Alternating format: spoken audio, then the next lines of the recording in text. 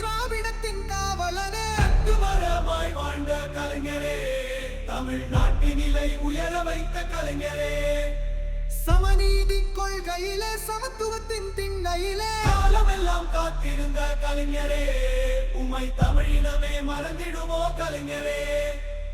7 ஆண்டு தாண்டினாலும் 7 கடல் தாண்டினாலும் உம் புகழை அம்மளவோம் கலைஞரே. தினம் ஏழைகளை ஏற்றிவிட்ட தலைவரே, மங்கையரின் தந்தையன செந்தமிழின் காவலென நீதி நெறி வழுவாத கலைஞரே, உம்மை தமிழினமே மறப்பதில்லை தலைவரே.